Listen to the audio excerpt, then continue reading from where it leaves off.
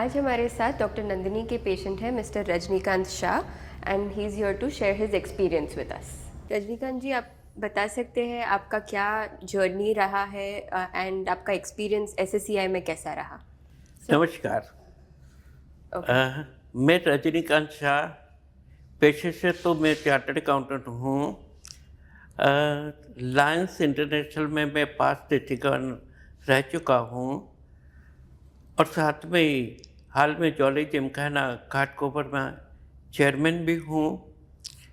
और पेशे से चार्टर्ड अकाउंटेंट होने की वजह से और अलग अलग सोशल ऑर्गेनाइजेशन में व्यस्त होने की वजह से भी थोड़ा ध्यान अपनी हेल्थ के ऊपर भी नहीं दे पा रहा हूँ, लेकिन हमें चाहिए कि हेल्थ पर ध्यान रहे। यही वजह हुआ कि मैं थोड़ा डायबिटिक भी हूँ और डायबिटिक की वजह से उसके साइड इफ़ेक्ट होती रही।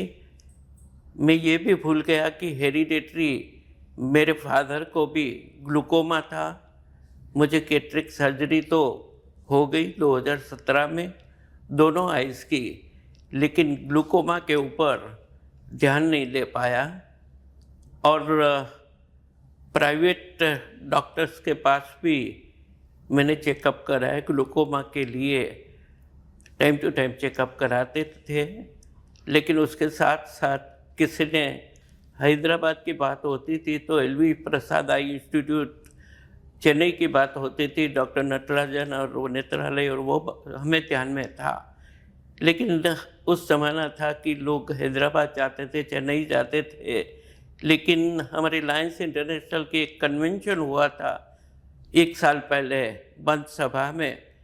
वहाँ शांतिलाल संघवी आई हॉस्पिटल 2 साल पहले हुई थी, उनका एक वीडियो प्रेजेंटेशन हुआ था और लेटेस्ट टेक्नोलॉजी और फैसिलिटी के साथ जितने डेलीगेट्स आए हुए थे सभी ने बहुत अप्रिशिएट किया था। और तो दिमाग में बैक ऑफ द माइंड वो था, और किसी एक ने चेन्नई जाकर और हैदराबाद जाकर हमारे वेलविशर ने ये सर्जरी कराई थी और तभी उन्होंने बताया कि ये फैसिलिटी एलवी प्रसाद आई इंस्टीट्यूट की पूरी टीम यहीं शांतिलाल संघवी वडाला में है, तो वहाँ जाने की ज़रूरत नहीं है। और फिर यही हुआ कि फर्दर सेकंड कंसल्टेशन बोलो या फर्दर क्या करना चाहिए, उसके लिए करीबन अगस्त महीने में मैंने यहाँ आना शुरू किया और यहाँ टाइम टू टाइम चेकअप करते गए और उसी हिसाब से चेकअप भी हुआ।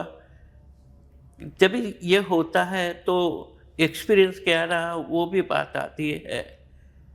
तो सबसे पहले तो ये था कि शांतिलाल संघवी बड़ी हॉस्पिटल है, वडाला में है, लेकिन जब पहली मर्तबा यहाँ आए तो हुआ ऐसा कि लोकेशन जो है थोड़ा ओड है, थोड़ा एक छोटी गली में से आना होता है, लेकिन एक बार एंटर हुए उसके बाद सभी सपोर्टिंग स्टाफ, चाहे वो सिक्योरिटी हो, चाहे वो हाउसकीपिंग हो, चाहे रिसेप्शन स्टाफ हो, सभी इतने कर्टियस और इतने हेल्पफुल थे कि हम देखते ही लग रहे।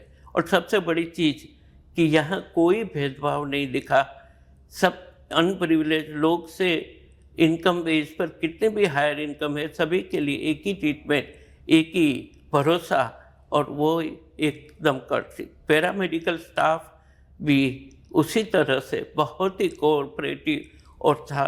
और डॉक्टर नंदिनी की, जिसके बारे में हमने आने से पहले प्रोफाइल देखी थी और वो सभी चीज़ देखे थे, उनकी जो रिसर्च है या उनकी फैकल्टी में जो प्रेजेंटेशन होता था उनके बारे में काफ़ी सुना था और हमने प्रेफरेंस रखा था कि डॉक्टर नंदिनी के पास ही हमें अपॉइंटमेंट मिले।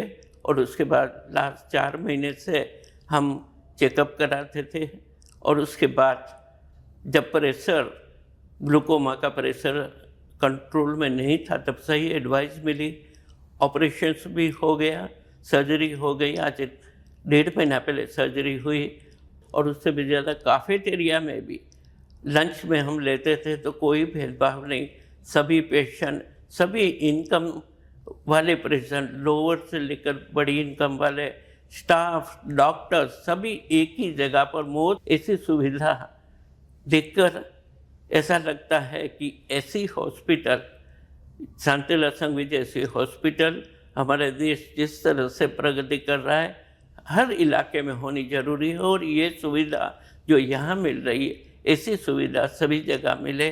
और बड़े कॉरपोरेट ग्रुप अगर इस तरह से लोगों की सेवा में लगेंगे, चाहे वो मेडिकल का फील्ड हो, एजुकेशन का हो, तो ये चीज़ जो हमारे समाज में जो नीडी है वहाँ तक हम पहुँच जा पाएंगे।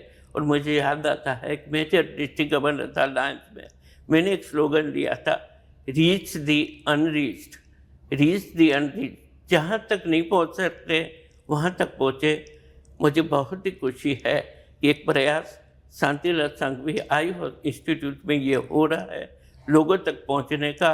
और इस काम में हमारे जैसे जो सिटीजन है उन सहयोगी हो सकेंगे फ्यूचर में, तो ये हमारा एक सौभाग्य होगा जो ईश्वर ने हमें दिया है। सुख संपत्ति वो ईश्वर की भेंट है। अगर हम कुछ उनके लिए कर पाएंगे और ये ज़रूरतमंद लोग के लिए कर पाएंगे, वो मैं मानता हूँ हमारी भेंट ईश्वर के प्रति होगी। धन्यवाद। थैंक यू ये एडवाइस देने के लिए। हाँ। और डॉक्टर नंदिनी, आप कुछ बताना चाहेंगे इनकी ट्रीटमेंट जर्नी के बारे में? पहले जब ये आए थे ऑलरेडी ग्लोकोमा डायग्नोज हो गया था, मेडिकेशंस पे थे, उसके साथ भी प्रेशर्स कंट्रोल में नहीं आ रहे थे, तो वो स्टेज पे इधर आए थे।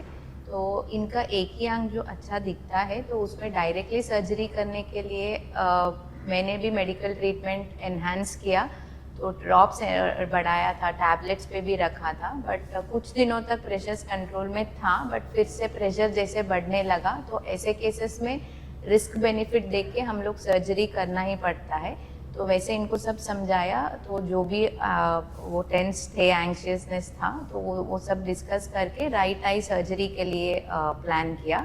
तो राइट आई में ट्रेबेकुलेक्टमी सर्जरी किया, तो अच्छे से ही रिस्पॉन्ड किया और रिकवरी भी अच्छा ही हुआ है। तो अभी आज इनका ऑलमोस्ट 6 वीक्स पोस्ट ऑप देखा, तो प्रेशर अच्छा कंट्रोल में है और ऑपरेशन के पहले का नज़र अभी रिकवर हुआ है।